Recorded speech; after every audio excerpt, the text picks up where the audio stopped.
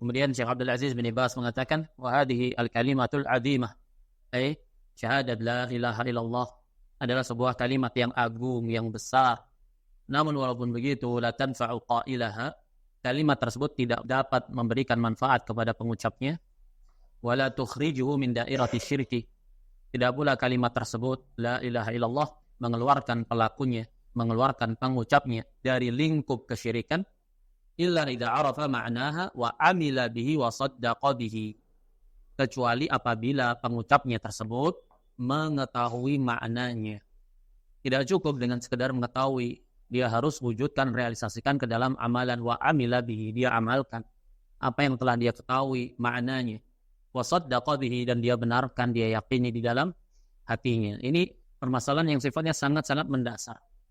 Syarat utama sahnya la ilaha illallah, sahnya syahadat adalah al-ilmu, pengetahuan terhadap maknanya. La ma'buda bihaqqin illallah, tidak ada sesembahan yang berhak untuk diibadahi selain Allah Subhanahu wa taala. Bahkan disebutkan oleh para ulama, disebutkan oleh Syekh Saleh Al-Syekh hafizahullah dalam syarah beliau terhadap Fathul Majid. Beliau mengatakan dalam Bismillahirrahmanirrahim itu saja sudah tegak hujah Allah Subhanahu wa taala atas uluhiyahnya. Dari sisi apa? Dari sisi dikedepankannya di situ jar dan majrur. Wal jar dan majrur lahu ta'alluq, tidak mungkin sekonyong-konyong ada. Dalam ilmu nahwu kita telah pelajari bahwasanya Bismillahirrahmanirrahim ada ta'alluqnya di situ, yaitu fi'il mahdhuf mu'akhkharan, yang diakhirkan. Naam, takdirnya sesuai dengan apa yang dilakukan. Itu yang pertama. Bismillahirrahmanirrahim. Taqdimu ma haqquhu ta'khir, sudah berfaedah hasar pembatasan. Nah, yang kedua disebutkan oleh Syekh Saleh Al-Syekh dalam harfu ba itu kan terkandung padanya isti'anah. Isti'anah terhadap seluruh nama-nama Allah Subhanahu wa taala yang husna, menunjukkan hak rububiyah Allah Subhanahu wa taala, bahwa saya tidaklah dimintai pertolongan kecuali Allah Subhanahu wa taala, karena dialah yang mengatur segala sesuatunya, yang menguasai dan memiliki segala makhluknya. Makanya dikatakan iyyaka na'budu wa iyyaka nasta'inu. Dalam Bismillahirrahmanirrahim itu sendiri, itu saja sudah tegak hujah Allah Subhanahu wa taala. Apalagi ditambah dengan sekian dalil-dalil yang ada menunjukkan hak Allah yang paling asasi adalah hak untuk diibadahi, hak untuk ditunggalkan dalam ibadah. Inilah makna la ilaha illallah, la ma'buda bihaqqin illallah. Karena siapa saja yang mengetahui maknanya, dia akan menyadari konsekuensi dan tuntutannya, maka mustahil untuk dia terjatuh dalam kesyirikan, penyelisihan terhadap hakikat la ilaha illallah tersebut. Cuman muskilahnya di masa-masa belakangan ini jadilah ketidaktahuan terhadap pokok dasar tersebut adalah tauhid. Kalau dikatakan walaqad uhiya ilaika wa ilal ladzina min qablika la in asyrakta la yahbatanna amaluka. Kalau kamu berbuat kesyirikan pasti terbatalkan amalanmu. Tapi diserukan kaidah di akhir-akhir di masa-masa belakangan ini, tidak setiap orang yang melakukan kesyirikan maka dia dihukumi sebagai seorang musyrik. Padahal Allah katakan la yahbatanna amaluk, la in asyrakta la yahbatanna amaluk. Tapi dicetuskan faedah belakangan ini, la in asyrakta la takun musyrikan. La takun musyrikan. Nah, illa idza tawafarat asyurut wa intafat al-mawani. Kemudian mereka terapkan syarat-syarat dan penghalang-penghalang untuk ditetapkannya kekafiran dan kesyirikan bagi pelakunya dengan sesuatu yang rumit, sesuatu yang hampir-hampir ya tidak didapati ada pelaku kesyirikan dan pelaku kekafiran yang dapat divonis kafir atau dapat divonis musyrik. Gaung yang mereka tebarkan salah satunya ya udzur bil jahal itu. Dan kaidah ini diulang-ulang terus sama mereka. Termasuk dari kegagalan paham terhadap dasar kalimat la ilaha illallah ini. Banyak dari para dai yang menisbatkan ke dalam dakwah salafiyah bahkan memiliki nama besar, gagal memahami konsep la ilaha illallah dan konsep pembatal-pembatal keislaman. Semalam dikirimkan kepada anak rekaman audio dari pengajaran salah seorang dai di Balikpapan, Ustaz Askari. Dia sedang mensyarah nawaqidul Islam, pembatal keislaman yang ketiga. Apa pembatal keislaman yang ketiga? Man lam yukafiril musyrikin aw syakka fi kufrihim aw sahaha madhabahum kafar. Siapa yang tidak mengkafirkan orang-orang musyrik dan ragu terhadap kekafiran mereka atau membenarkan mazhab mereka, maka dia kafir. Kemudian dijelaskan, siapa yang dimaksud dengan orang yang tidak mengkafirkan orang-orang musyrik? Dijelaskan bahwa yang dimaksud adalah orang-orang kafir asli. Siapa yang tidak mengkafirkan Nasara, siapa yang tidak mengkafirkan Buddha, siapa yang tidak mengkafirkan Hindu, Konghucu, dan yang selainnya, maka dia kafir. Nah, gagal paham terhadap risalah tersebut. Makanya harusnya seseorang yang kurang dalam melakukan pengajaran dan pelajaran terhadap risalah-risalah tauhid dari a'immatud da'wah, hendaknya dia merujuk kepada syarah. Dia bacakan syarahnya para ulama. Jangan makan dia syarah dalam keadaan dirinya tidak paham. Nah, padahal pembatal keislaman yang ketiga yang dimaksud orang-orang musyrik adalah yang telah dibahas di pembatal keislaman yang pertama dan yang kedua, yaitu mereka yang melakukan kesyirikan. Konsepnya seperti apa? Dicontohkan menyembelih untuk kuburan atau untuk jin. Di mana praktek-praktek tersebut kebanyakan dilakukan oleh orang-orang yang menisbatkan ke dalam agama Islam. Yang kedua, man ja'ala bainahu wa bainallahi wasa'id yad'uhum. Terus apa? Wa yas'aluhum asy-syafa'ah. Siapa yang mau minta syafaat ini? Amalannya siapa ini? Orang-orang yang menisbatkan kepada Islam. Terus apa lagi? Wa yatawakkalu alaihim kafara ijma'an. Dua ini kafir. Pembatal keislaman yang pertama dia kafir.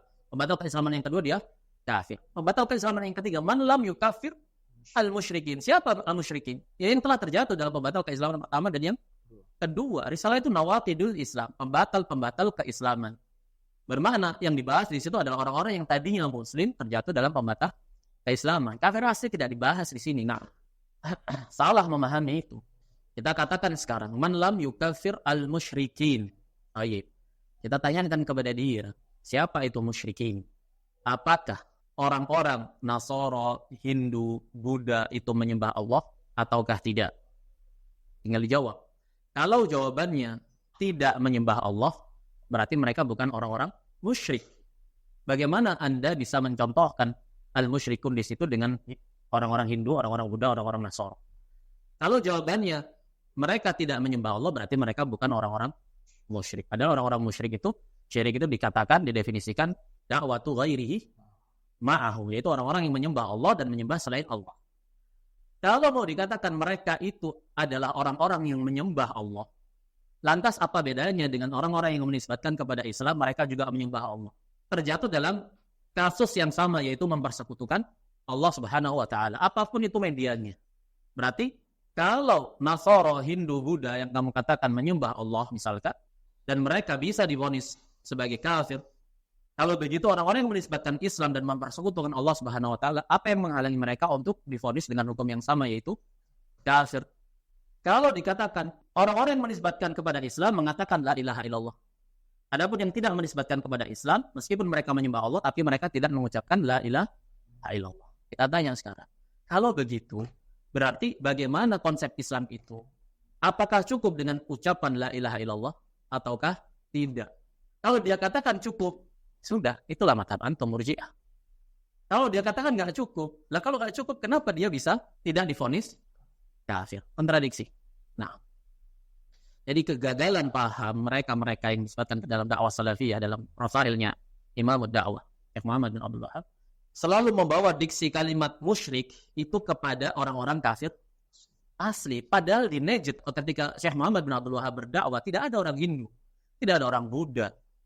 Nah, mereka semua adalah orang-orang yang menisbatkan ke dalam agama Islam. Nah, para pelaku kesyirikan itu.